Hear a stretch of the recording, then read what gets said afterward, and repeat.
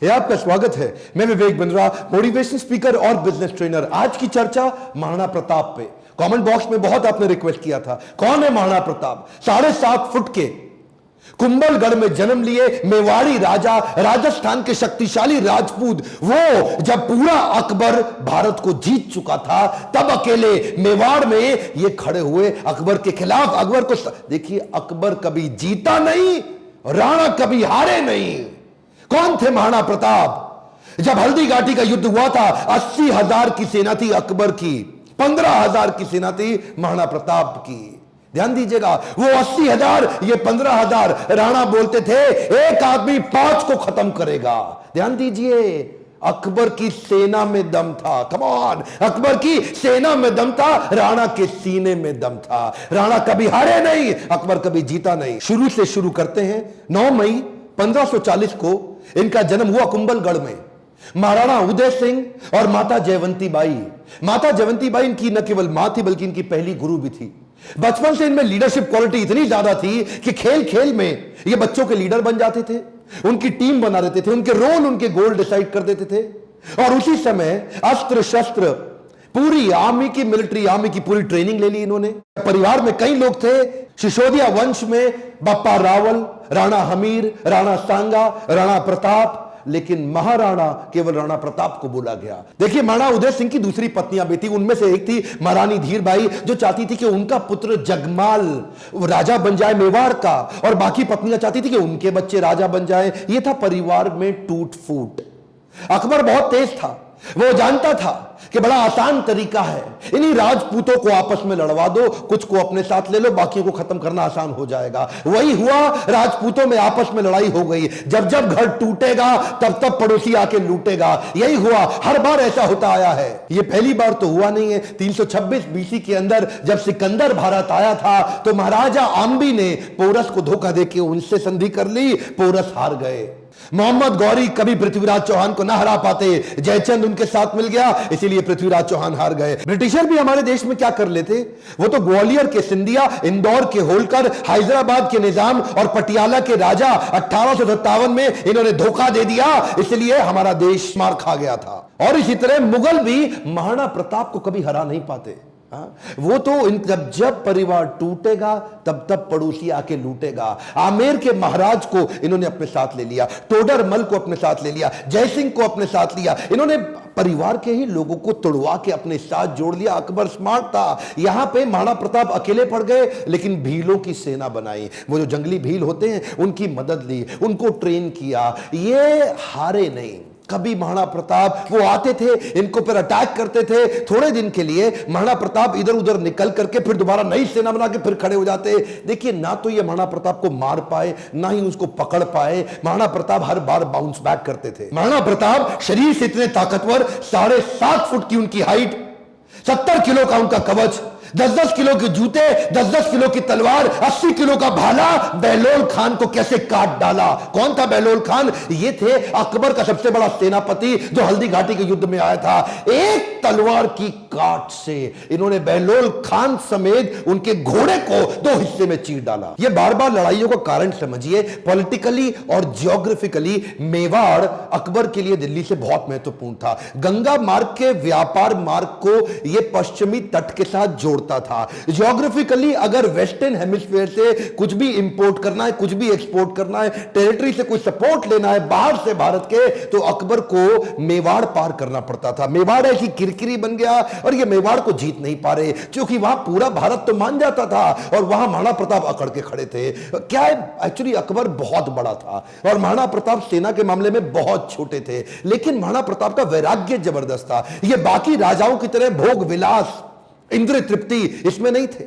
ये बोले कि मैं अपनी सेना के बीच में रहूंगा। ये भीलों के बीच में जाके रहने लगे, जंगल में रहते थे। उबली सब्जी, कच्चा खाना खाना, जमीन पे सोना, पत्तल पे खाना, कोई बिस्तरा ना होना, सर पे छाता नहीं, पैरों में जूता नहीं, आम जीवन जीना उनके साथ। और तभी भील, जितने भील लोग वहां के हुआ करते थे, जंगली आदिवासी, वो उनके साथ जुड़ गए। वो तन मन धन से जुड़ गए। वो कहते थे अगर आप कहें अभी गर्दन कटवा देंगे। अकबर इसीलिए घबराता था। अकबर ने कई बार कई लोगों को भेजा, इन्होंने टोडरमल को भेजा, इन्होंने राजा मान सिंह को भेजा, इन्होंने और हिंदू राजाओं को भेजा कि तुम जाके इनको समझाओ। जलाल खान, कोरची, भगवान दास सब आए। एक्चुअली 8 बार प्रपोजल लेके आए। एक प्रपोजल तो महाराणा प्रताप को क्या दिया कि आधा हिंदुस्तान तुम्हारे नाम कर देंगे, बस मेवाड़ हमारे लिए छोड़ दो, हमारा आधिपत्य स्वीकार कर लो। महाराणा प्रताप क्या जवाब देते? वो तो महाराणा प्रताप है। मारो मेवाड़ी सरदार, मेवाड़ी सिरदार, नील घोड़ा अश्वार राणा, सुने तो जय जय। जिस पे दो धारी तलवार राणा, सुनता जाजो जी। मारो मेवाड़ी सरदार, नीले घोड़े रासरार। कितनी सुंदर लोकगीत है। इतने सुंदर, आज भी इनको भगवान मानते। मारो मेवाड़ी सरदार। और ये तो क्या, अब्राहम लिंकन की माँ ने उनको एक बार कहा कि बेटा तुम हिंदुस्तान जा रहे हो? बोला हाँ मैं हिंदुस्तान जा रहा हूं, एक काम करना मेरे लिए वहां से कुछ लाते आना। क्या चाहती हो माँ? बेटा मैं चाहती हूं कि हल्दी घाटी से थोड़ी मिट्टी लेकर के आना।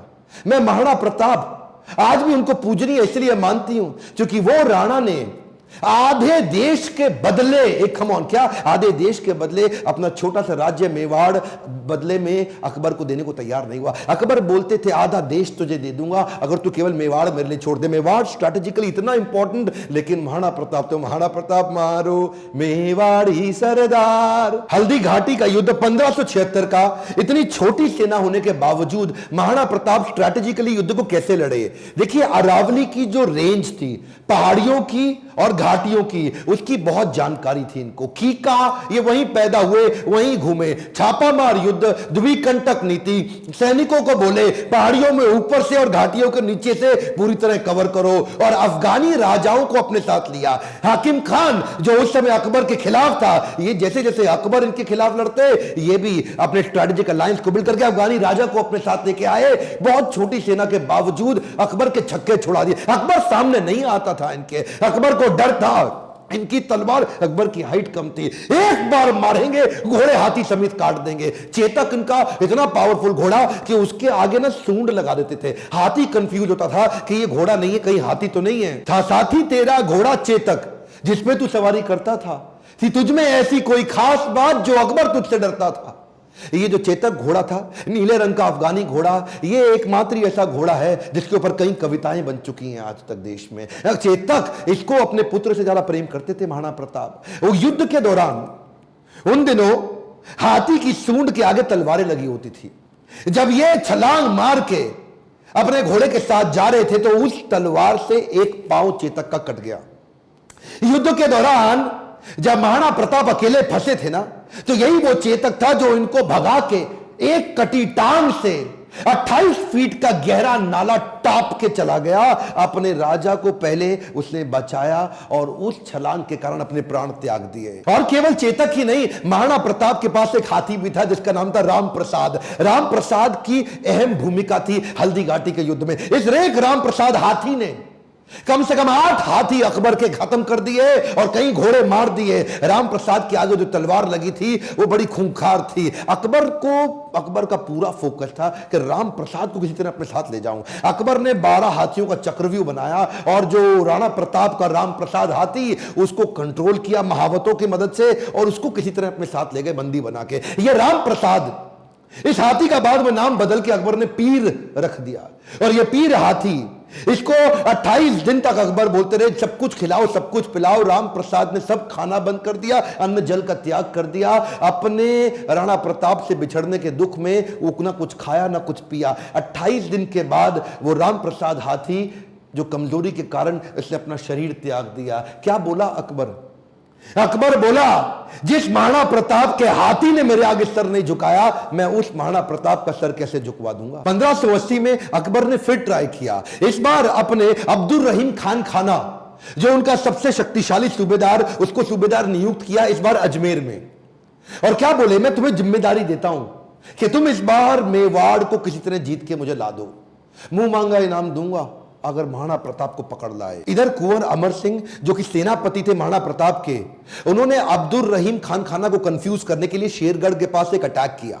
अब्दुल रहीम खान खाना का जैसे ही ध्यान भटका, कुंवर अमर सिंह उधर उनकी बेगम सहित उनके परिवार को बंदी बना के ले आया, उनकी बहू बेटियों को ले आया। पर जैसे ही महाराणा प्रताप को बात पता चली, उनको बड़ी आत्मग्लानि हुई, बहुत बुरा महसूस हुआ। आज भी यह बात सब जानते हैं कि महाराणा प्रताप स्त्रियों की बहुत सम्मान किया करते थे। अब्दुल रहीम खान खाना की पत्नी, उनकी बेटी, उनकी बहू, उनके बच्चों, सबको पूरे सम्मान के साथ कहा वापस छोड़ के आओ, वापस लेके आओ, युद्ध जंगे मैदान में करेंगे, औरतों को नहीं, औरतों की इज्जत पूरी इज्जत से वापस करेंगे। हल्दी घाटी का युद्ध इतना खौफनाक था कि 300 साल के बाद भी आज वो हल्दी वाली मिट्टी, उससे खून निकलता था। आज भी तलवारों के जत्थे मिट्टी के नीचे से निकलते थे। इतना खौफ कि युद्ध के बाद भी सिक्का, करेंसी, मुद्रा अभी भी महाराणा प्रताप के नाम की चलती थी, अकबर के नाम की करेंसी तक नहीं चल पाई। अकबर इतना घबराता था उसके नाम से कि कहता था रात को सोने से पहले कोई महाराणा प्रताप का नाम मत लेना मेरे आगे।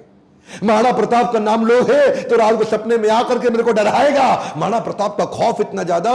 एक बार की बात थी, एक अफवाह उड़ गई कि महाराणा प्रताप जो है ना, वो अपनी हार स्वीकार कर रहे हैं और अकबर का आधिपत्य स्वीकार करने को वापस आ गए हैं। तो उन दिनों अकबर के राज्य के अंदर जो बीकानेर के राजा हुआ करते थे, पृथ्वीराज राठौड़, इन्होंने राठौड़ को बुलाया। देखो पृथ्वीराज, क्या खबर आई है, महाराणा प्रताप आने को तैयार है। अब उन्होंने हार स्वीकार कर लिया। पृथ्वीराज राठौड़ माने नहीं, उन्होंने चिट्ठी लिख दी।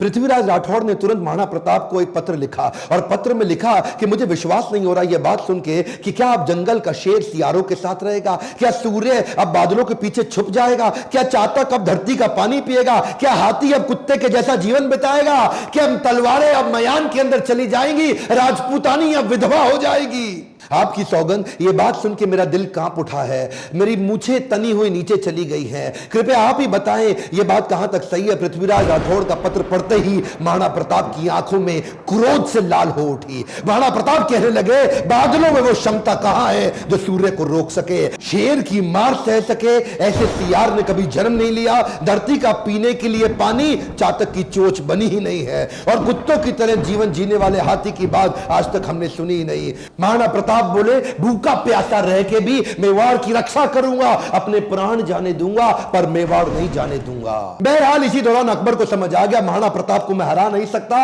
और धोखा दे के हराना यह अकबर की आदत नहीं थी। अकबर को इसीलिए महान राजा भी बताया गया है। आने वाले समय में अगर आप चाहेंगे तो मैं अकबर पे भी एक वीडियो बनाऊंगा। पर वापस चलते हैं, उसी समय अकबर का फिर ध्यान बट गया। अकबर अब ईस्टर्न साइड चला गया, सदर्न साइड चला गया, उसने मेवाड़ को छोड़ दिया और इधर महाराणा प्रताप ने पूरे मेवाड़ पे फिर से अपना कब्जा कर लिया। कुछ दिन, हफ्ते, महीने ठीक बीते। उन्हीं दौरान एक शिकार करते वक्त, उस समय किसी शेर का शिकार करते वक्त महाराणा प्रताप का किसी एक्सीडेंट में उनका देहांत हो गया, उनकी मृत्यु हो गई। ये बात जब अकबर को पता लगी, अकबर एक ऐसा राजा था, अपने शत्रु प्रताप की मृत्यु पे बहुत रोया और चिट्ठी लिख करके बोला कि महाराणा प्रताप एक बड़े शक्तिशाली, बड़े मेधावी और एक ऐसे राजा थे जिन्होंने अपने गौरव को कभी समाप्त नीचे झुकने नहीं दिया और मुझे एक बात का दुख रहेगा, मैं जीवन भर महाराणा प्रताप को कभी हरा नहीं सका। ध्यान दीजिएगा, लेसन्स में लर्निंग बहुत सारी हो सकती है, पर महाराणा प्रताप को इतना संघर्ष इसीलिए करना पड़ा क्योंकि आपस में राजपूतों की कभी बनी नहीं।